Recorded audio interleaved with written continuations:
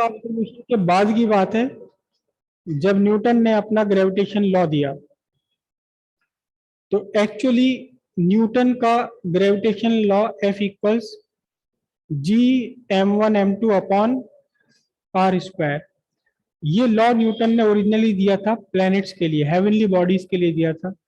फिर बाद में प्रैक्टिकल्स हुए तो पता लगा ये लॉ यूनिवर्सली एक्सेप्टेड है, सबके लिए एप्लीकेबल है। तो न्यूटन ने ये लॉ जो अपना दिया हेवनली बॉडीज के लिए, प्लैनेट्स स्टार्स के लिए, ये एक्चुअली कैपलर्स लॉ ही है।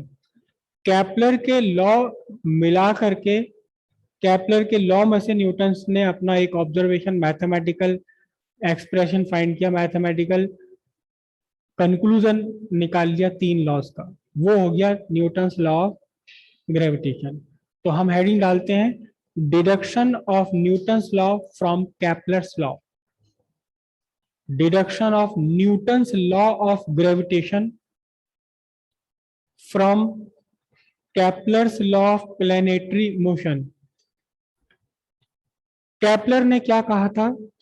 कैपलर ने कहा, फर्स्ट ऑब्जर्वेशन था कैपलर का क्या, कि planet revolve round the sun in an elliptical orbit.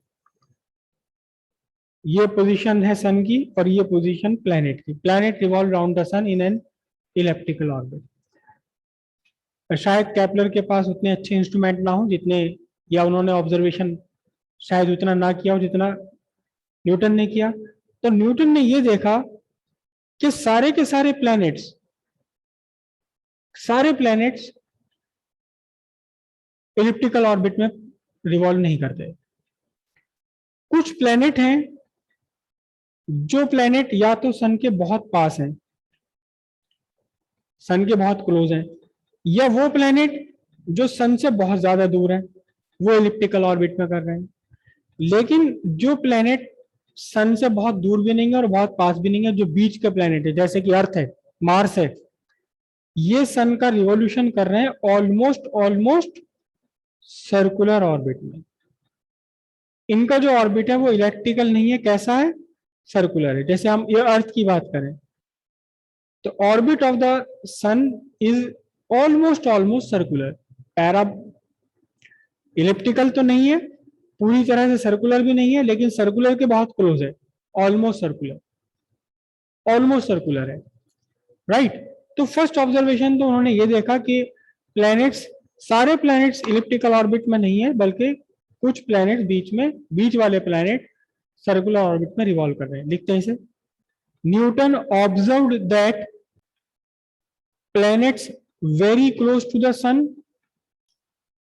and planets far away from the sun revolve in elliptical orbit, but the intermediate planets like Earth revolve in almost circular orbit। Next paragraph से लिखिए, next paragraph. हाँ, for circular motion of planet it require a centripetal force. Centripetal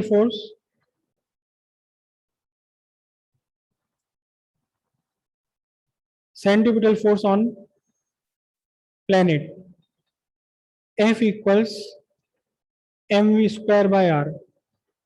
This is the centripetal. This is the centripetal force. This centripetal force is required by any body moving on a circular path. V equals r omega.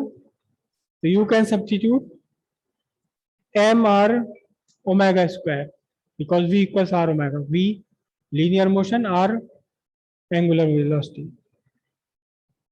F equals mr, sorry, what is omega? 2 pi by capital T whole square. Then F equals 4 pi square mr by T square. T is the time period of revolution of planet.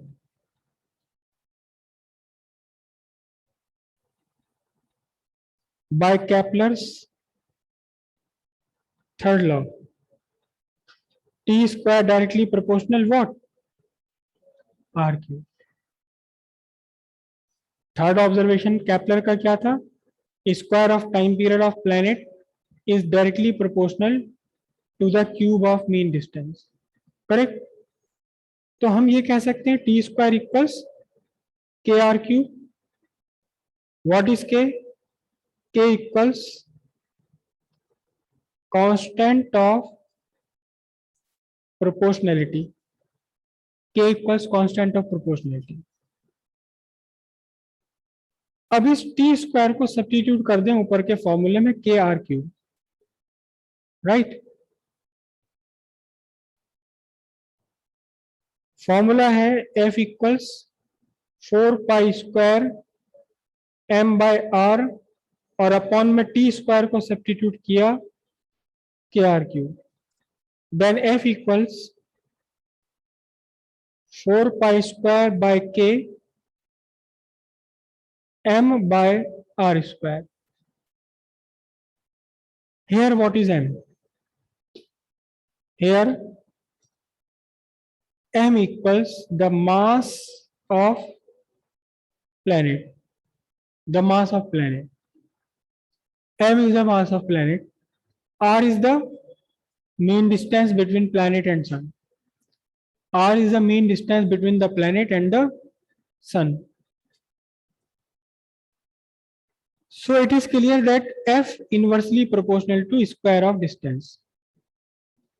The centripetal force is inversely proportional to the mean distance between the sun and the planet. Means this force, whatever it is, हमें नहीं पता अभी कहां से आई है. Whatever it is, it obey inverse square law. Inversely proportional to the square of distance. Then f directly proportional to m. What is m? Mass of planet. It is, this force is directly proportional to the mass of planet. Right. अब यहां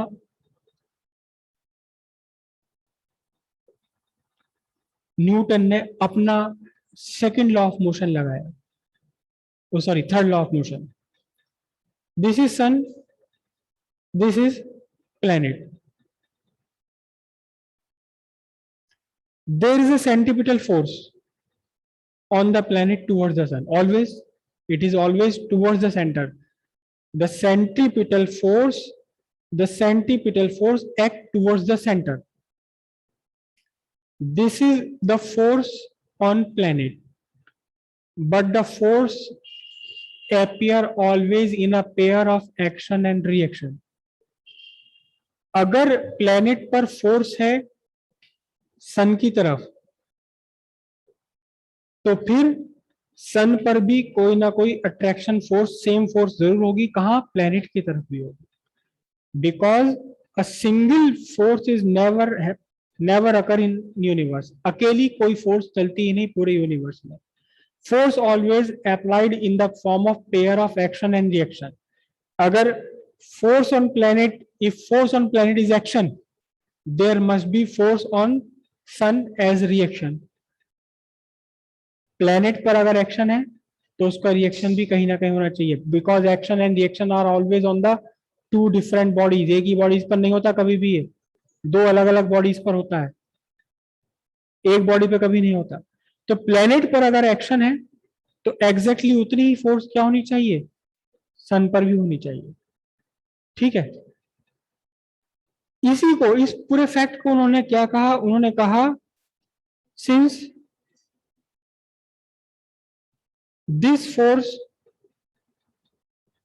is a mutual force, it is a mutual force between sun and the planet. It is a mutual force between the sun and the planet. This force is a mutual force. क्यों? क्योंकि action और reaction बन रहा है, दोनों के बीच लगने वाली फोर्स है ये प्लेनेट और सन के बीच लगने वाली फोर्स है, mutual force. This force is a mutual force. ये बात समझ रहे, म्यूचुअल क्यों है? क्योंकि this forces has to form a pair. इन्हें एक पेयर बनाना है, action and reaction, form of action, pair of action and reaction. और अर्थ, प्लेनेट और सन के बीच में है एक्शन और reaction, then this force is a mutual force between sun and planet. Now see, this is a mutual force and this force is directly proportional to the mass of planet.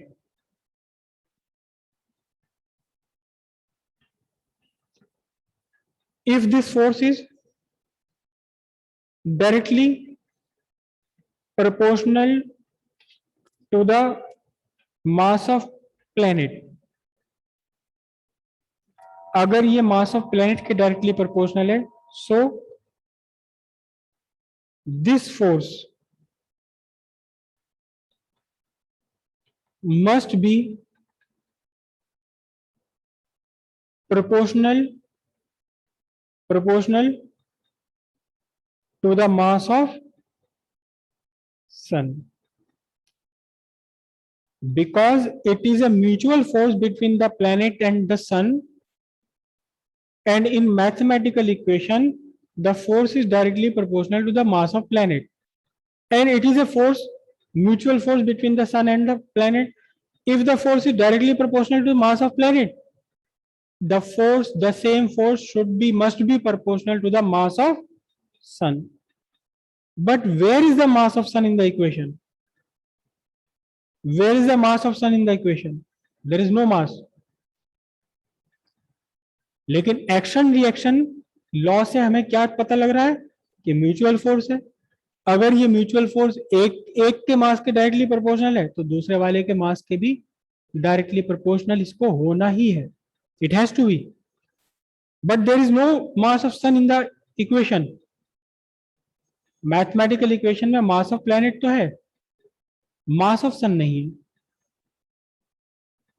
Newton ने कहा कि हाँ मास of सन है यहां। ये जो constant of proportionality आ रहा है 4 पाई स्क्वायर अपॉन के हमारा कहां से आया था? केपलर्स लॉ में से आया था।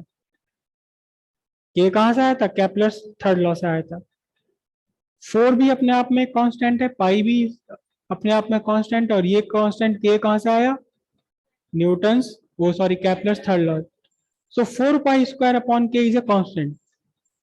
4 pi square upon K is a constant. तब न्यूटन ने कहा कि इस कांस्टेंट के अंदर छुपा हुआ है mass of sun, because mass of sun is also constant. भाई यहां मास और सन और प्लैनेट की आप बात करोगे, अगर आप अर्थ की बात करोगे तो सन और अर्थ के लिए करना पड़ेगा। अगर आप मार्स की बात करोगे सन और मार्स के लिए, तो प्लैनेट तो बदल गया, प्लैनेट का मास बदल गया, लेकिन म्यूचुअल फोर्स किस किस के बीच में है? बिटवीन द प्लैनेट एंड सन। सन तो सब में कॉमन है।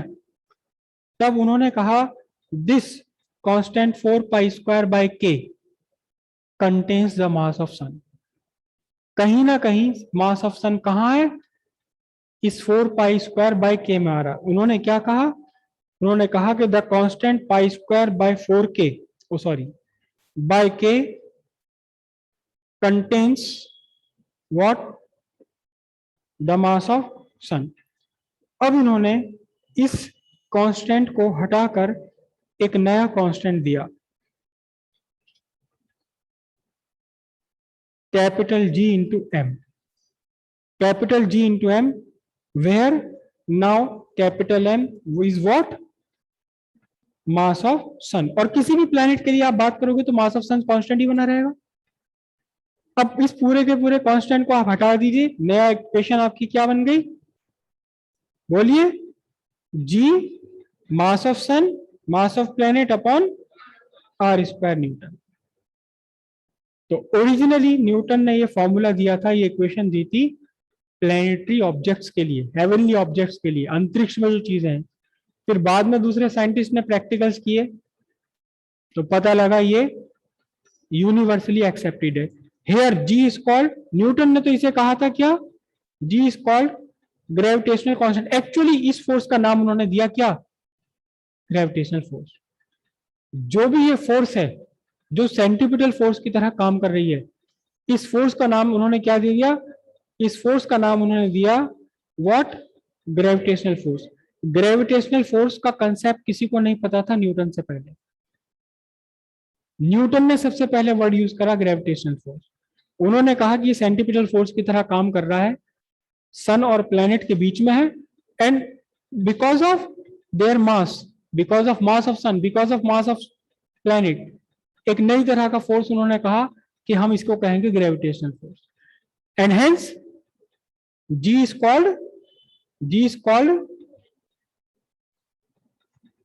gravitational constant. Gravitational constant. Originally it was called gravitational constant. Later the experiment shows that this equation is valid for any two material particle in the universe. एक चींटी के लिए भी applicable है, हाथी के लिए भी एप्लीकेबल है, सबके लिए एप्लीकेबल है. And then this G is called, now this G is called what? Universal gravitational constant.